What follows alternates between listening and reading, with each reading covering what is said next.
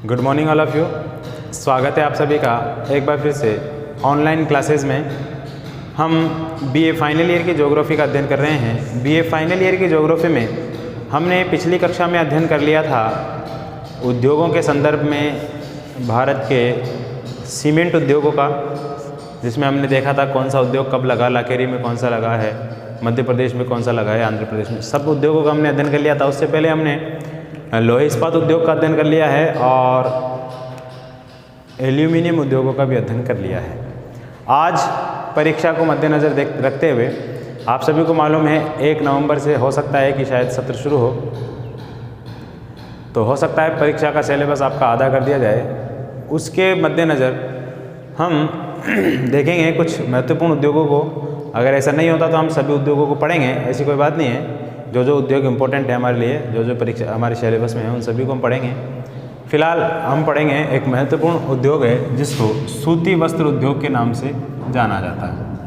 आज हम पढ़ेंगे सूती वस्त्र उद्योगों के बारे में, ठीक है। इसको अंग्रेजी में कहते हैं कॉटन टेक्सटाइल इंडस्ट्री।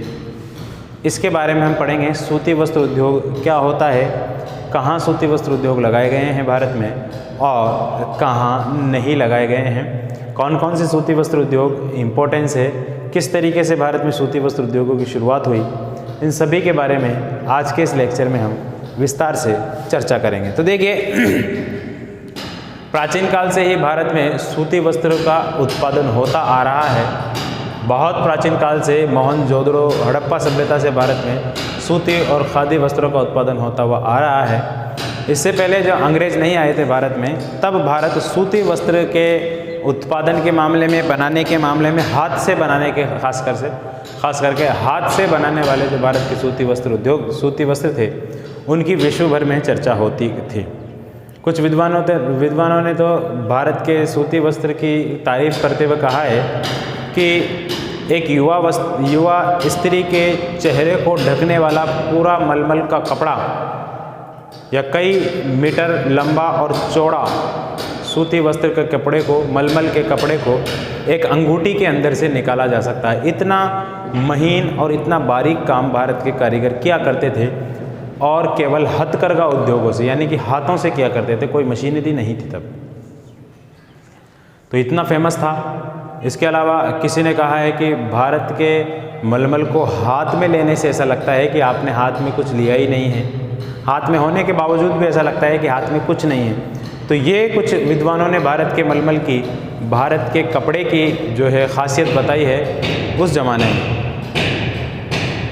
तो उसी के बारे में हम कहेंगे। फिर उसके बाद धीरे धीरे जैसे जैसे अंग्रेज यहाँ पर आने लगे, तो अंग्रेज़ों के आने के दौरान भारत में सूती वस्त्र उद्योगों का पतन शुरू होने लग गया। भारत में क्या होने लग गया, सूती वस्त्र जो थे उनका पतन होने लग गया।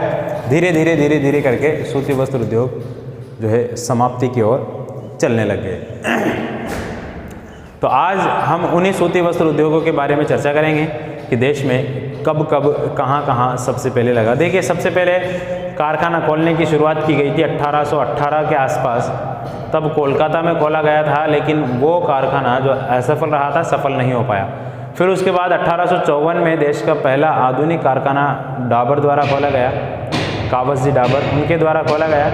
तो मुंबई में खोला गया, वो देश का पहला सफल कारखाना था। फिर उसके बाद बहुत सारे कारखाने भारत में खोले गए। 1947 में विभाजन होने के बाद कुछ कारखाने भारत से पाकिस्तान में चले गए। फिर वहाँ से वापस तो आ नहीं सकते वो, तो लगभग 417 के आसपास कारखाने थे 1947 भारत जब आज़ाद हुआ।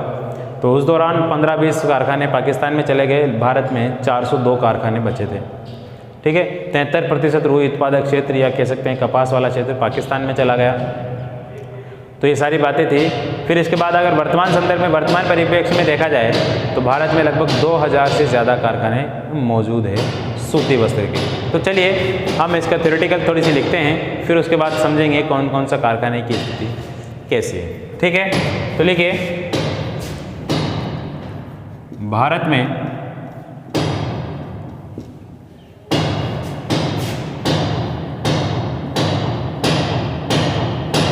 प्राचीन काल से ही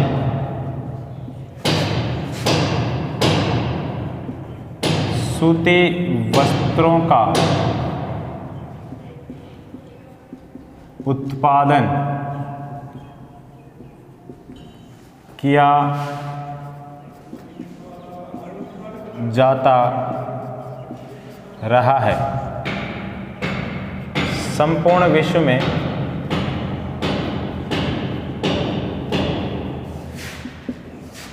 भारत की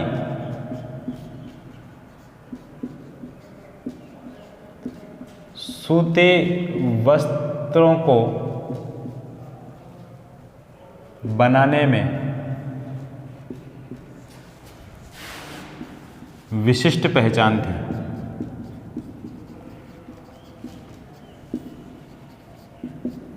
साथ ही भारतीय रेशम मलमल विश्व में ख्याति प्राप्त उद्योग था। भारतीय मलमल विश्व में क्या था? ख्याति प्राप्त एक उद्योग था।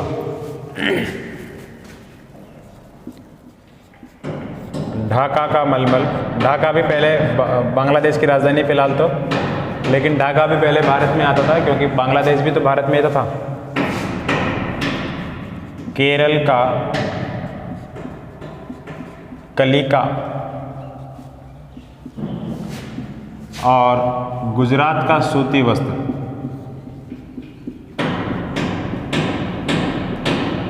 गुजरात में कौन सा? सूरत और भड़ौच का सूती वस्त्र विश्व प्रसिद्ध था।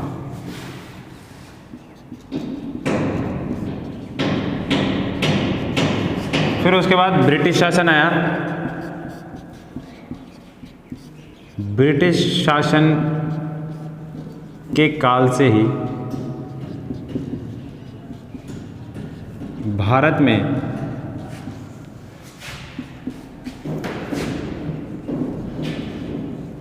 सूती वस्त्र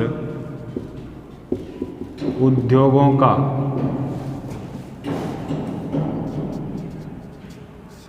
पतन होना प्रारंभ हो गया। जैसे ही ब्रिटिश काल आया वैसे ही भारत में सूती वस्त्रों का जो काम चलता था, जो स्वर्णिम दौर था एक, वो स्वर्णिम दौर समाप्त हो गया। इतनी बातें लिखिए। फिर इसके आगे की बातें हम लिखेंगे। एक विद्वान है बुकानन नाम के, उन्होंने भारतीय सूती वस्त्रों की दुर्दशा के बारे में क्या लिखा है कि भारतीय जो सूती वस्त्र उद्योग था वो अतीत का स्वर्णिम दौर था। अतीत का स्वर्णिम दौर था। वर्तमान और भूत का संकट उसको कहा है, साथ ही साथ आने वाले भविष्य की आशा उन्होंने कहा है। इस तरीके से भी भारत के उद्योगों की मजाक उड़ाई गई, जो सूती वस्त्र उद्योग के। अतीत का तो गौरव कहा है कि भारत में सूती वस्त्र जो थे वो अतीत के गौरव है। वर्तमान और भूत का उसको संकट कहा है कि वर्तमान और पिछले कुछ सालों में भारत में जो है संकट से जूझ रहा है सूती वस्त्र उद्योगों के मामले में। और भविष्य में आशा कहा है कि भविष्य में हो सकता है कि भारत वापस उसी नक्शे कदम पे चले जिस कदम पे भारत प्राचीन काल में चला करता था। तो उसको लिखते हैं हम, बुकानन के अनुसार जो परिभाषा है उसको लिखते हैं।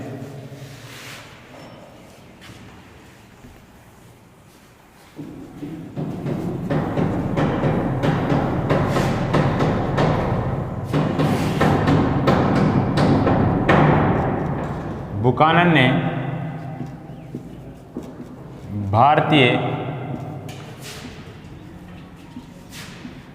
सूती वस्त्र उद्योगों की दुर्दशा का वर्णन करते हुए लिखा है कि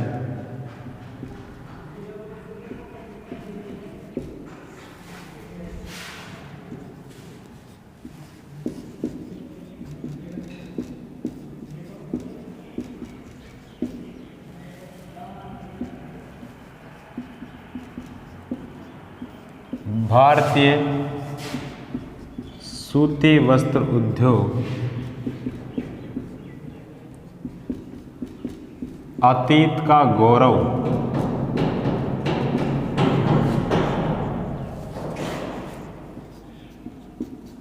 भूत और वर्तमान का संकट एवं भविष्य की आशा है। एवं भविष्य की आशा है। ये बुकानन साहब ने भारत के सूती वस्त्र उद्योगों के संदर्भ में कहा है। ठीक है, आशा है या ऐसे लिख सकते हैं, आशा रह गया है।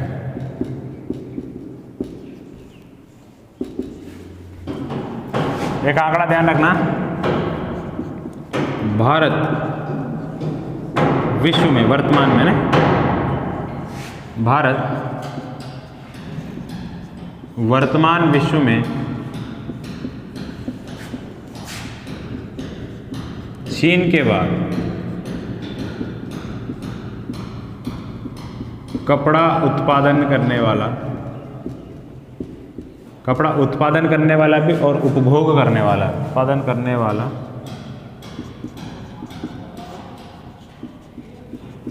दूसरा सबसे बड़ा देश है।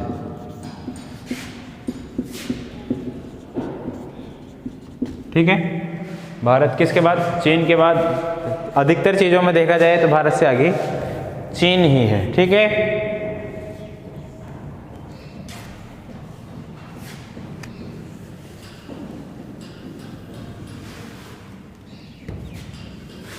और लिखिए,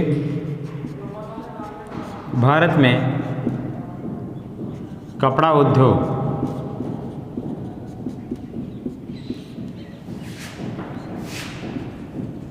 कृषि के बाद सर्वाधिक लोगों को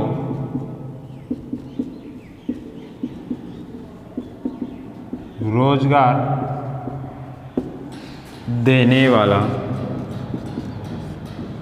उद्योग है। यानी कि देश की सर्वाधिक जनसंख्या कृषि और कृषि से संबंधित उद्योगों में लगी हुई है, लेकिन दूसरे नंबर पर जो आता है वो यही है कपड़ा उद्योग। सूती वस्त्र, मलमल के कपड़े, लीलन के कपड़े, अलग अलग जो कपड़े होते हैं उन कपड़ों को उत्पादन करने में इसका स्थान है। ठीक है, लिख लीजिए आप इसको।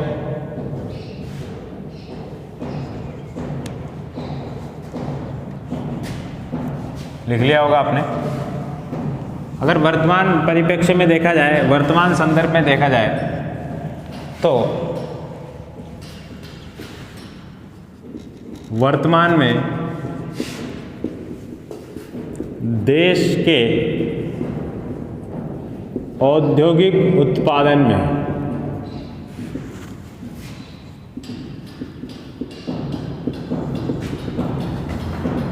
सूती वस्त्र उद्योग का योगदान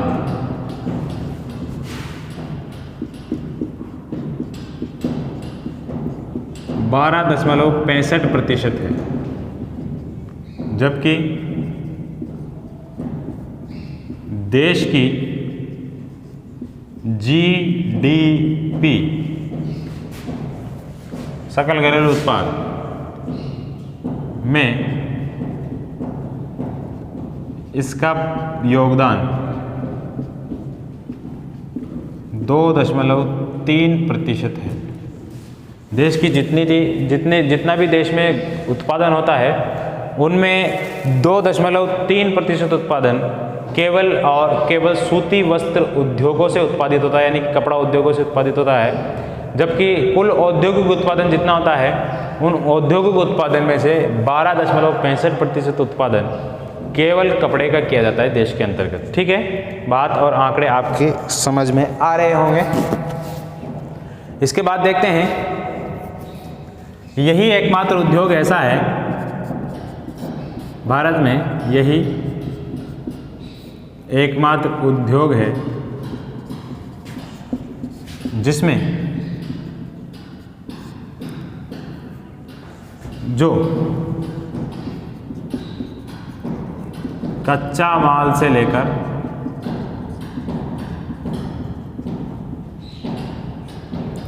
बाजार तक पूर्ण रूप से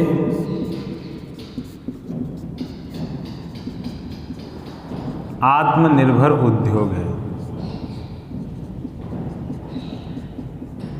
यानी कि ऐसे उद्योगों को दूसरी किसी चीज़ की आवश्यकता नहीं है बहुत ज़्यादा मात्रा में, आत्मनिर्भर एक तरीके से कहा जाएगी तो ये उद्योग। ऐसा नहीं है कि भाई इसमें जो है कोयला वहाँ से मंगाया जाएगा, झारखंड से, अगर राजस्थान में उद्योग लगाया है तो पश्चिम बंगाल से मंगाया जाएगा।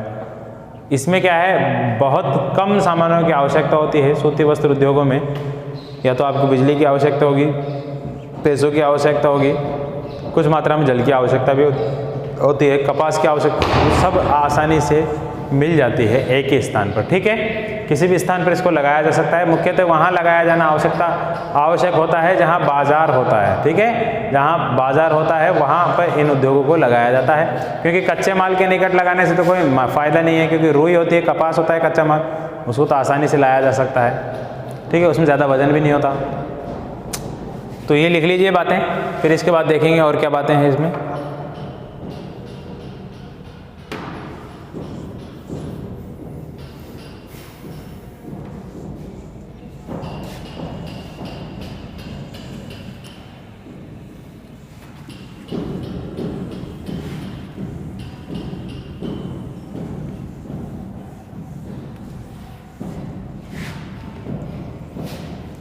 आगे लिखिए, भारतीय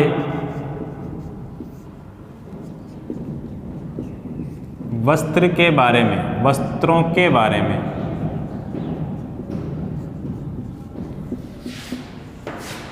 प्रसिद्ध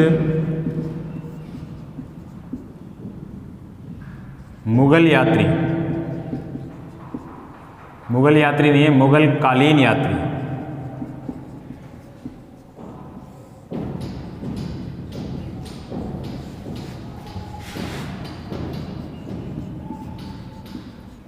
कौन था? ट्रेवनकोर। प्रसिद्ध मुगल कालीन यात्री ट्रेवनकोर ने क्या कहा है कि, ट्रेवनकोर ने लिखा है कि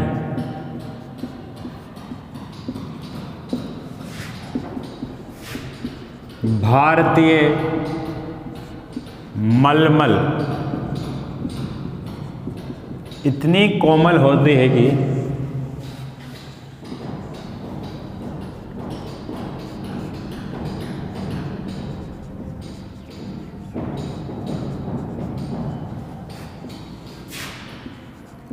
उन्हें हाथ में लेने के बाद भी एहसास तक नहीं होता, एहसास तक नहीं होता कि वो हाथ में है।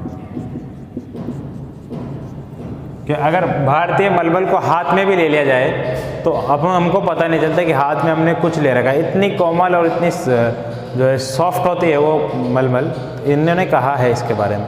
क्योंकि देखिए, प्राचीन काल में, मुगल काल में और उससे प्राचीन काल में हर चीज़ का व्यापार हुआ करता था और कुछ व्यापारी हुआ करते थे। ठीक है, व्यापारी ताजिर बोलते थे उनको, उर्दू में ताजिर।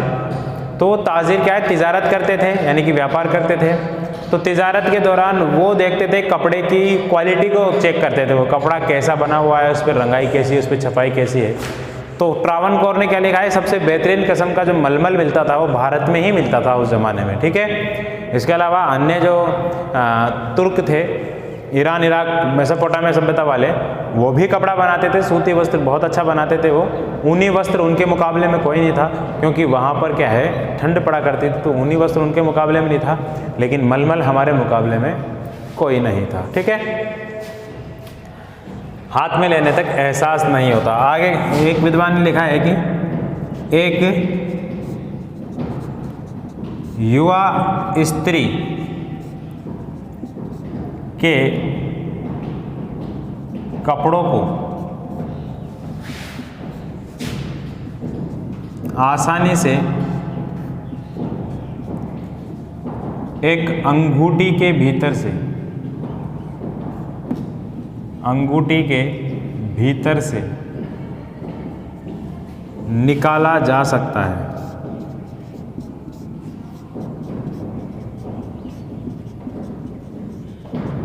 या कई किताबों में आपको मिलता है कि भारतीय मलमल को जो लगभग कई मीटर चौड़ा और लंबा होता है को एक बारीक अंगूठी में से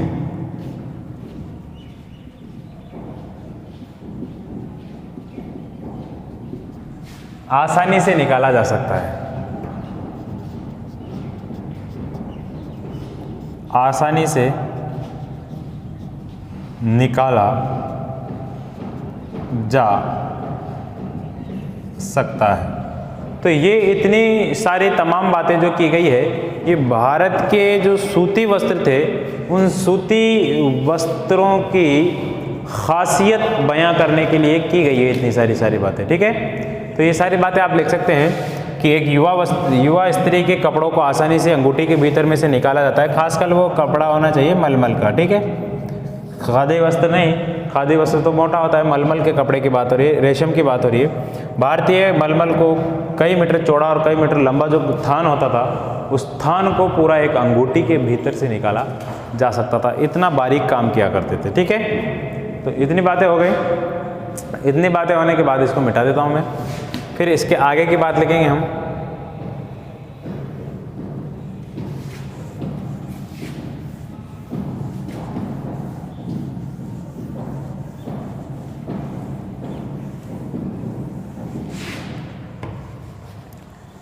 लिखिए, भारत में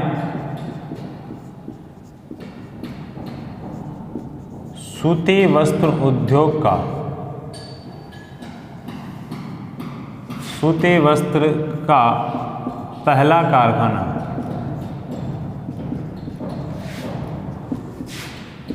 1818 में फोर्ट ग्लास्टर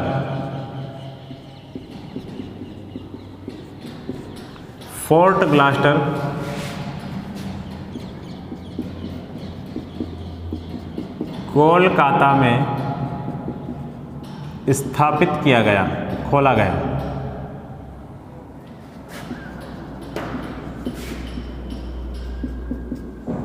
कहाँ खोला गया? फोर्ट ग्लास्टर कोलकाता में खोला गया, लेकिन यह कारखाना असफल रहा। यह कारखाना कैसा रहा? असफल रहा। फिर इसके बाद देश का पहला आधुनिक और सफल कारखाना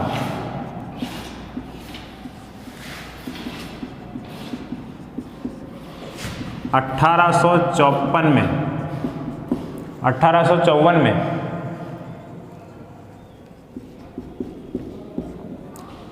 कवासजी डावर द्वारा मुंबई में खोला गया।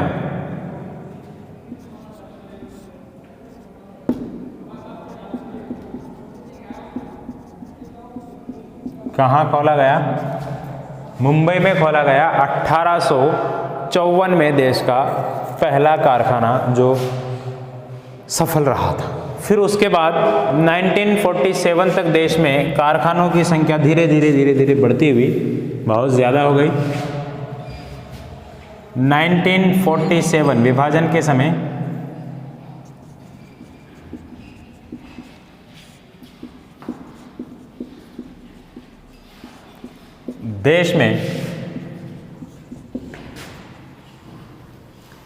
समय देश में कितने कारखाने थे? लगभग 417 कारखाने थे,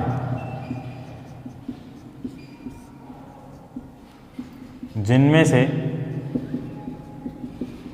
15 कारखाने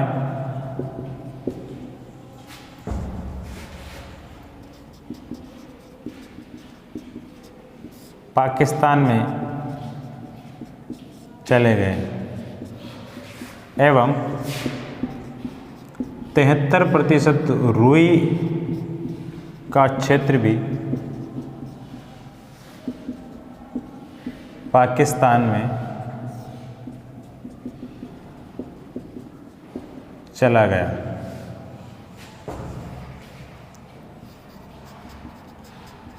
आज़ाद भारत में 402 सूती वस्त्र के कारखाने थे, जो वर्तमान में बढ़कर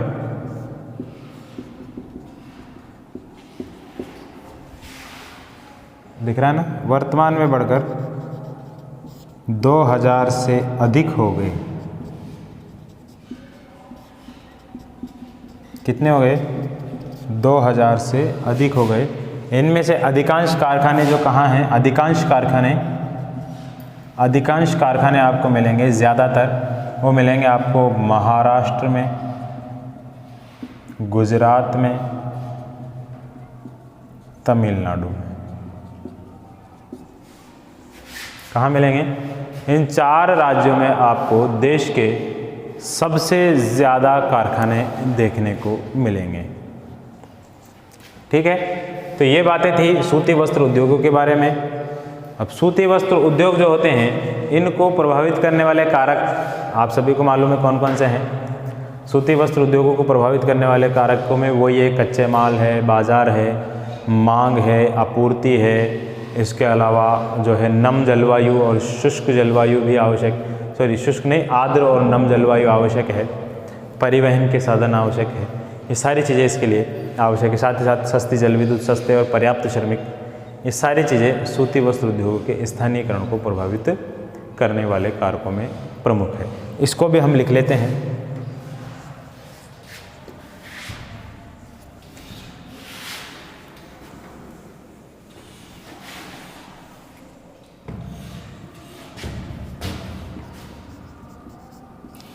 सूती वस्त्र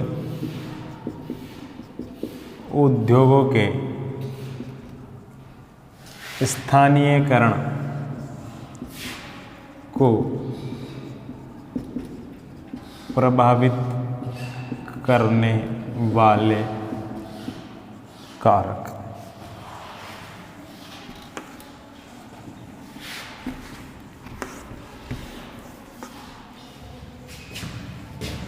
एक, कच्चा माल। कच्चा माल क्या होता है इसके लिए? कपास। दूसरा, परिवहन की सुविधा। तीसरा, सस्ती जल विद्युत। किसी भी उद्योग को चलाने के लिए ये तो आवश्यक चीज़ है ही। आर्द्र और नम जलवायु। बाजार या मांग क्षेत्र। छठा, पर्याप्त सस्ते और कुशल श्रमिक।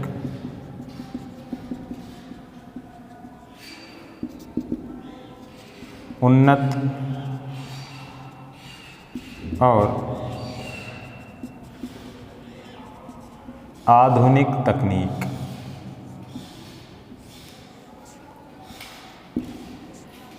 और क्या हो सकता है बताइए? परिवहन, सस्ती जल विद्युत, आर्द्र नम जलवायु, कच्चा माल, ये सब हो गया। और इसके अलावा है जल। ये सारी चीज़ें हैं जो, इसके अलावा सरकारी नीतियाँ भी होती हैं। सरकारी प्रोत्साहन लिखिए, नीतियाँ भी लिख दीजिए। सरकारी नीतियाँ बनाती है, कुछ विशेष क्षेत्र में ही उद्योगों को लगाया जा सकता है, वो सारी बातें हैं जो इसके अंतर्गत आती है। ठीक है, तो आज की क्लास में ये सब चीज़ें थी जो हमने बताई आपको, यानी कि सूती वस्त्र उद्योगों से संबंधित ये सारी चीज़ें हैं जो हमने देखी है। भारत में सूती वस्त्रों का जो उत्पादन कैसे होता है, कैसे नहीं होता, इन सारी चीज़ों के बारे में हमने आज से पढ़ लिया है। कल हम देखेंगे इसका वितरण कि कौन कौन से राज्य में कौन कौन सी मिलें हैं, कितनी मिलें हैं, कहाँ कहाँ हैं, उन सभी के बारे में कल की क्लास में हम चर्चा करेंगे। आज की क्लास में सिर्फ इतना ही। मुझे दीजिए इजाज़त। नमस्कार।